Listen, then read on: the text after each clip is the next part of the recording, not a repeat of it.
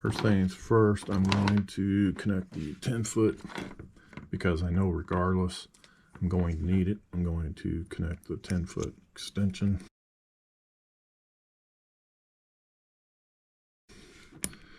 And because the connectors are all new, they are kind of difficult to connect initially. And then on this end, what I will have to do is ensure that I cut off, and I want to use as much of this wire as possible, so I'm going to cut it off, but at the same time I'm going to leave a little bit because in case I need this plug, I'll still be able to connect it to some wires. So that plug is off, left about 2.5 on it just in case I need it for something.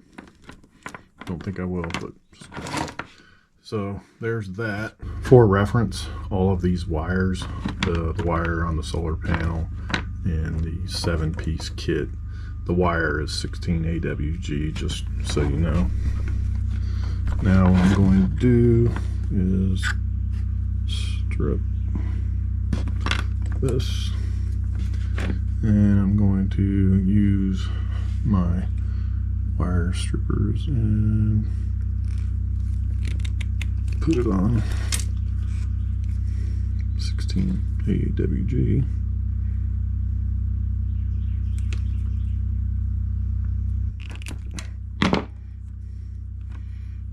I don't want to make these too long because I don't want excess bare wire sticking out of the controller.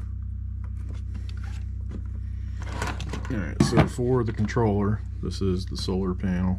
So the solar panel is going to connect here.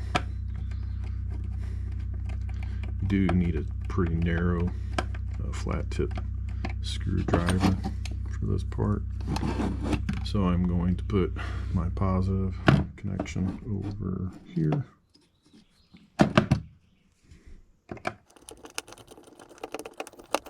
And because these little holes for the wire are so big, you want to definitely check to make sure that the wire is underneath the screw and pretty tight. Give it a little tug test to make sure that it's not going to come out. Alright, so positives in. And you can see on this one, there's no bare wire sticking out, so there's no risk of something coming into contact with it and shortening it out. Now I got the negative side in. Screwing the screw down on top of the wire. Do a little tug and checking to make sure that it's on top of the wire. Alright, so that is good. Controller, positive, negative, going back to the solar panel. Next part is going to be connecting the battery. So you got the two connectors for the battery. You got positive, negative. I'm going to use some red and black wire. Like I said, I'm just going to use enough for demonstration purposes because I don't know exactly where I'm putting this yet.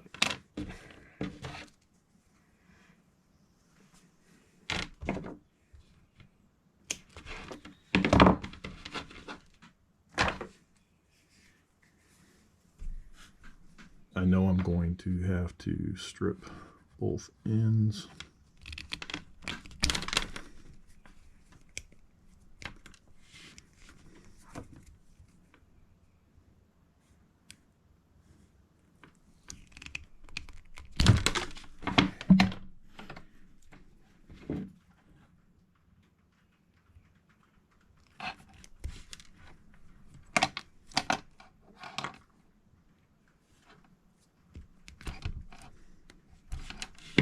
Now I'm going to twist the wire, just make sure it all stays together.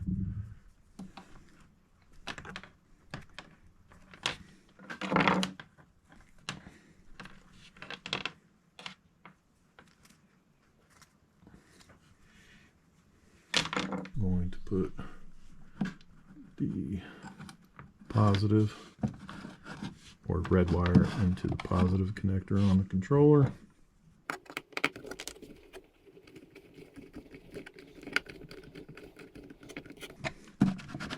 A little tug, it's good. Black wire up to the negative.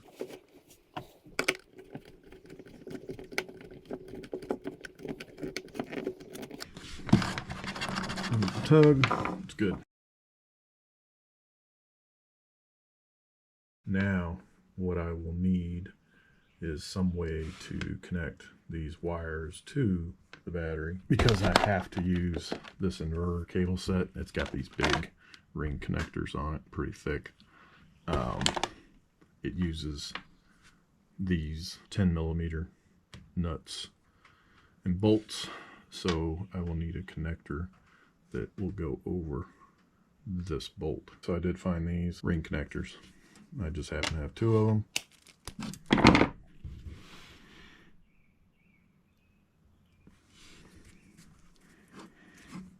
This should work better.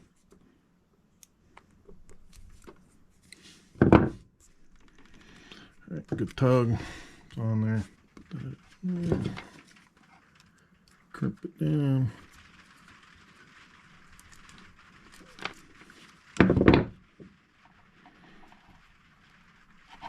Alright, got these ring connectors on here. Not going to connect it to the battery yet because I don't want this having a power source going to it yet until I get the inverter connected to it. The inverter and the controller will both be connected at the same time. Now to take everything else out of the picture and prep the inverter to be connected to the battery, because as you can see, there's these little tabs on here.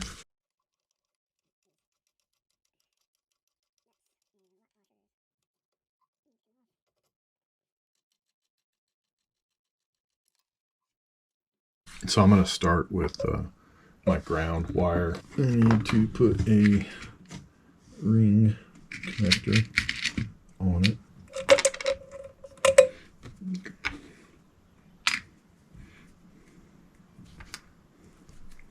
I'm going to put a yellow ring connector on it, but the blue is the better one to put on.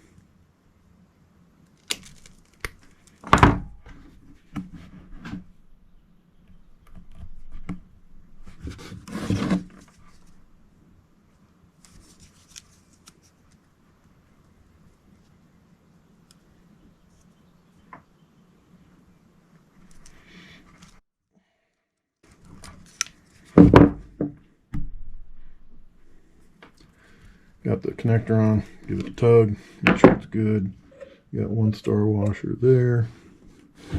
Put the ring connector on. Put the second lock washer on, and then put the wing nut on.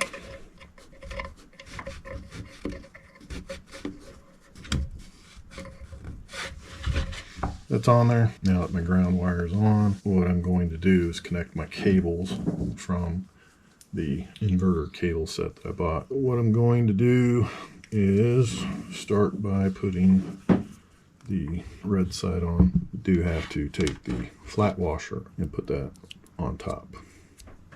Then put the lock washer and then put the nut. The big flat washer on, the small lock washer, and the nut. Hand tighten it down.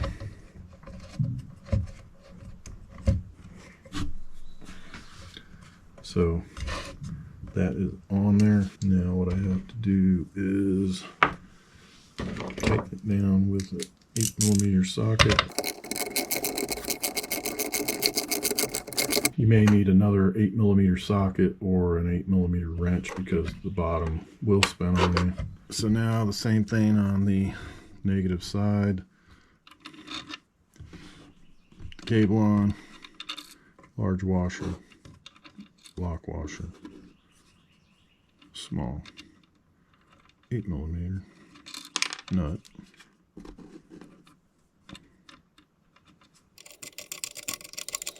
and tighten it.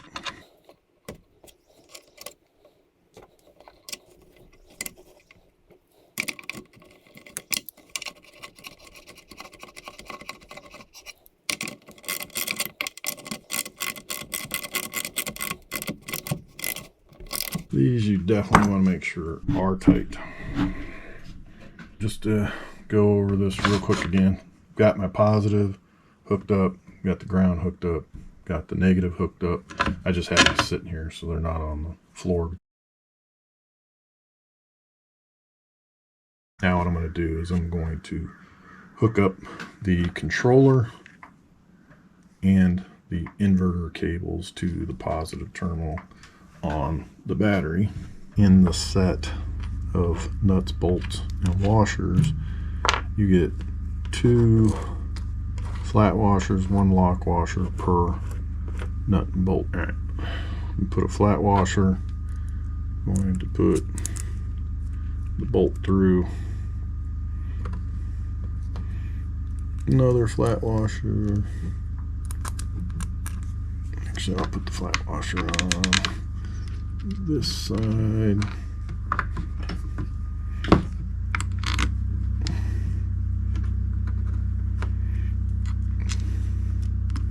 So I just hooked up the controller and the inverter positive cables to the battery. Flat washer, the ring connector to the controller, the terminal connector to the battery.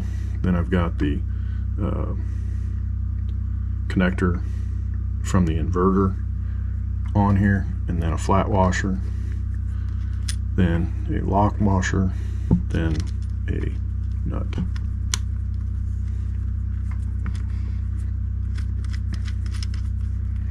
We'll need at least a 10mm socket, which, well, you're going to need 2 10mm sockets, or a 10mm socket and a 10mm wrench. All right, we got a 10mm wrench, 10mm socket. The next step is to put the negative cable on.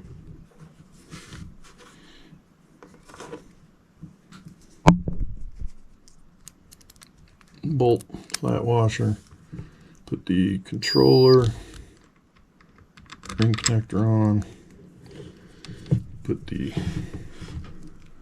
inverter cable,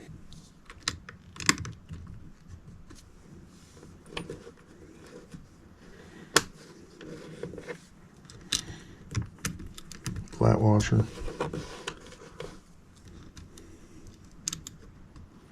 block washer, and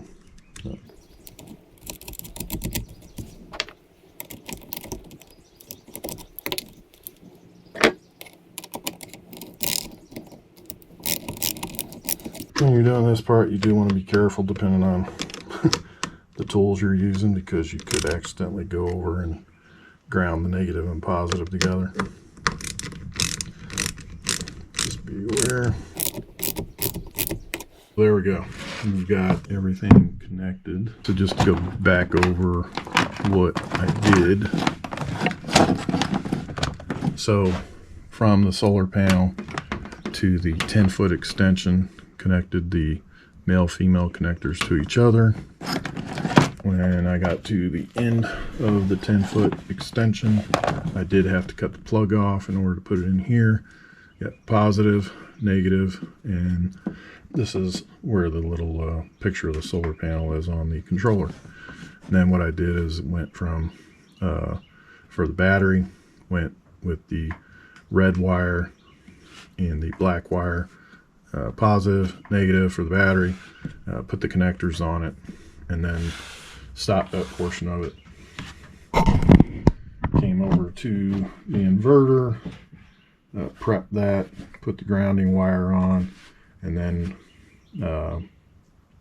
hooked up the positive cable and the negative cable, and then to finalize the connection, put both the controller positive cable and the inverter positive cable onto the positive terminal of the battery, and then to finish it, hook the negative from the controller and the negative from the inverter to the battery, made sure those are tight. So now what I have is the ability to run 110 items off of this inverter. At the same time, I do have the ability to put a connector on here of various types to run 12 volt direct current off of the controller. So direct current, 12 volts, alternating current off the inverter for 110, 115 volts. Everything is hooked up, and the controller is showing that my battery, because there's a picture of a battery, it's showing that it's 12.7 volts. Now, if I press the up arrow, it's saying the number of amps going from the solar panel to the battery is 0, and that would be true because the solar panel is sitting inside the shed right now. The controller does time out and go back to this window after like 3 to 5 seconds. So like I said, sun to the battery, 0 amps, and then from the battery to whatever's connected, it will show how many amps are being used. And that's the 3 windows that you'll see here. And then if you press this button over here, the only time it's usable is if you actually have something connected to it. And so since there's nothing connected to it, the button actually has no function right now. The next thing I'll show is the inverter working. The other thing I'll do is put the solar panel out so that you can actually see the amperage being produced from the solar panel to the battery, and then put a load on it and show how it changes. Going to turn the inverter on and see if it actually functions. Got a green light, so it should function. I need to find something to connect to it. I'm gonna use this Dremel, and hopefully there's some information on here. So this Dremel is 115 watts. This Dremel, it's not actually a Dremel. I'm just used to calling all these type of tools a Dremel. So obviously, because it's 115 watts, it's within tolerance since the inverter is 1500. So it's plugged in.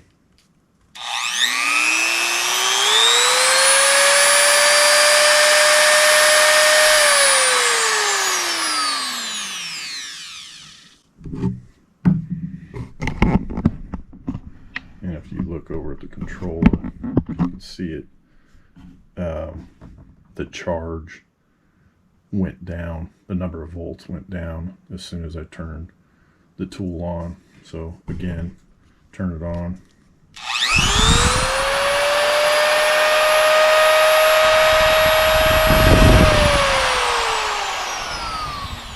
So it drops down, and then it'll go back up a little bit, but not all the way back to where it was. It's only 115 watts. So I want to plug in something else with more wattage.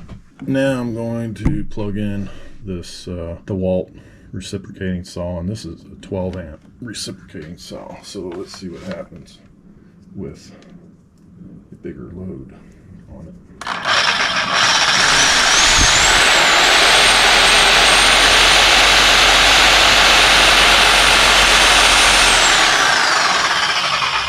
Yeah, you can see the voltage dropped down quite a bit, but it did pop back up pretty quick. I don't even want to attempt this because my inverter is 1500 watts, and I can see right away that my heat gun is 1800 watts. So I'm not even going to attempt to plug that in because I don't want to damage it since I just put it together. Next thing I'm going to hook up is a Craftsman 8 horsepower vacuum. Let's see what happens.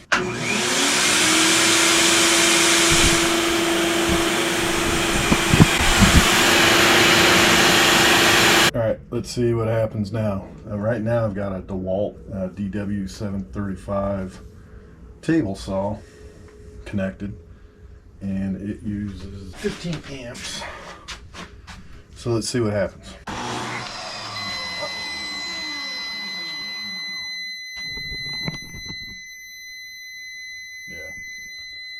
that overdid it.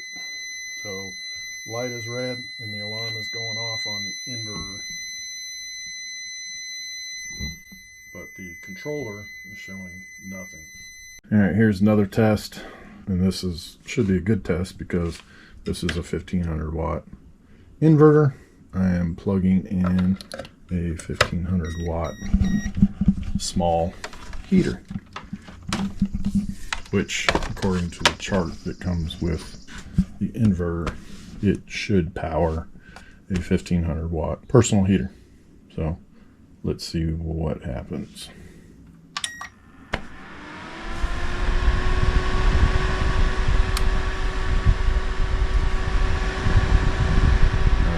So the heater's on, it's producing heat, and the voltage has dropped and continues to drop.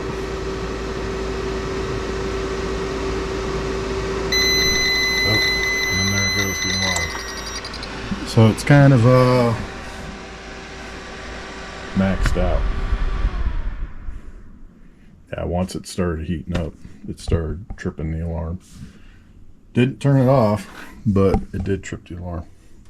Now that it's off, voltage is gone to 12.4, so it did use quite a bit of voltage or discharge the battery just in that short period of time, because that was max. Let's say you want to add additional solar panels. What you can do is you can buy this here, and it's made by Thunderbolt Magnum Solar. This connector, you can plug in up to 400 watts of solar panels to it. You can plug in a bunch of 25 watt panels, or you can plug in 4 100 watt panels, because what this connector has is one output and 7 inputs. So you would connect your solar panel here in any one of these, and then you would take this end and connect it here where the solar panel little picture is on your controller.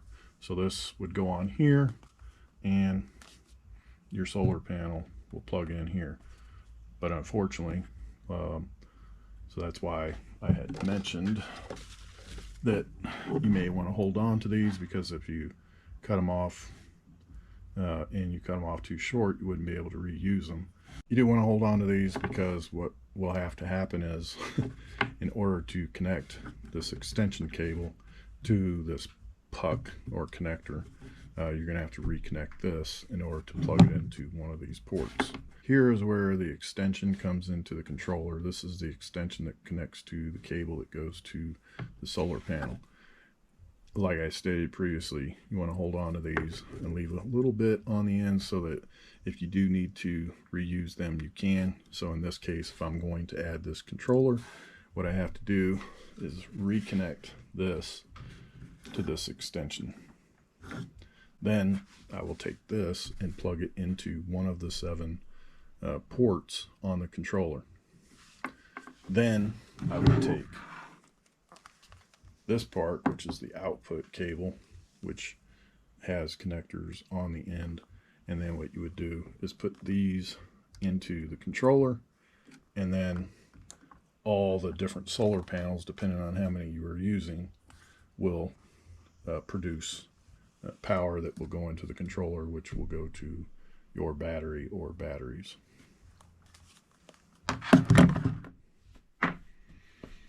And again, max is 400 watts. So if you have 4 panels that are 100 watts, that's it.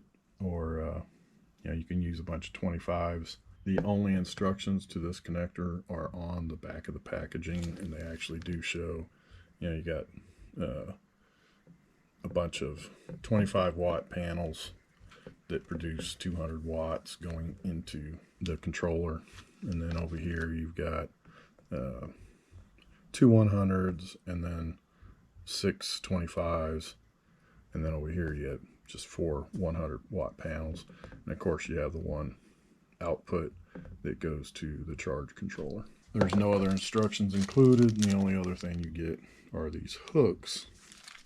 There's 2 of them, and they go onto the back of this. This is the connector coming off the solar panel, and if you look here, you see black negative. You can see there's the male prong there, and then you got the positive, and it's got this plastic molding over the connector here. Originally, when I had connected the extension cable to the solar panel, I really didn't pay attention to the end of the plugs. As far as what you see here is one end of the extension, black, negative is where the male prong is, red is where the plastic molding is over the connector. On the opposite end, you see where black is now the plastic molded piece, and red is the male prong piece. So when I originally did this, I just clipped this off and connected this piece to here, and then this end went to my controller. The only issue is because I connected it like this, you can see negative is here, but it now is positive on this end. It does reverse the polarity as far as what you see color wise, but what you would have to know is that when you go to plug this in, you would have to make sure that red goes to negative and black goes to positive. So in order to avoid having to remember that all the time, I am going back to connect this properly so that the colors line up, because otherwise what I'm going to have to do is I'm going to have to use this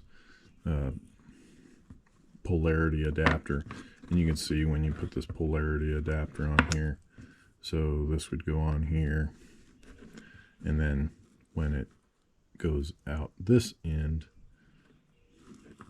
you can see that all the way across the board, black is black, red is red. Without the adapter, they're flipped. So what I'm going to do is I'm going to put this connector back on here. Good thing I left this on here. I'm going to reconnect it. I'm going to put some heat shrink on it, and then I'm going to cut the opposite end off. And the reason why I am doing this is because I may end up needing this adapter for something else. Not that I couldn't get any more of those. I have one heat shrink for each of these wires, and then I've got a bigger one over here that I'll roll over the top of these two and then shrink that down as well to give it a good tight weatherproof seal. Now I have the bigger heat shrink sleeve over. I'll go ahead and heat this up.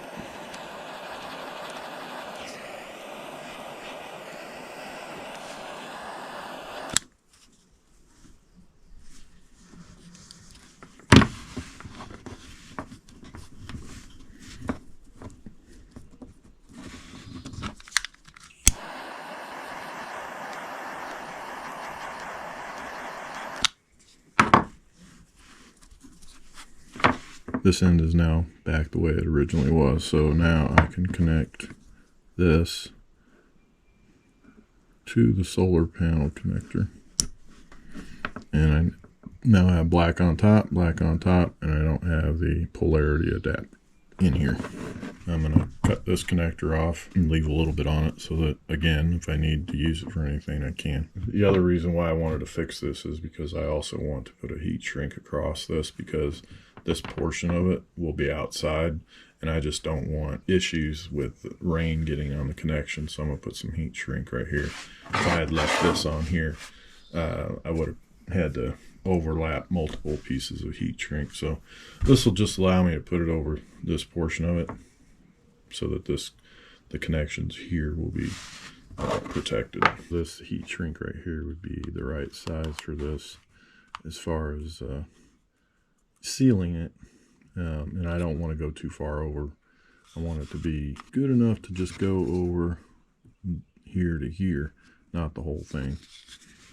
because if you go out further, then you increase the chances of it not sealing properly. So I'm going to mark it there.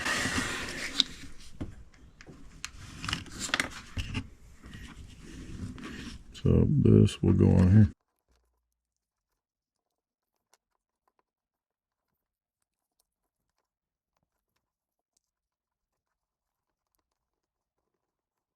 It's not even going to take too much to seal it.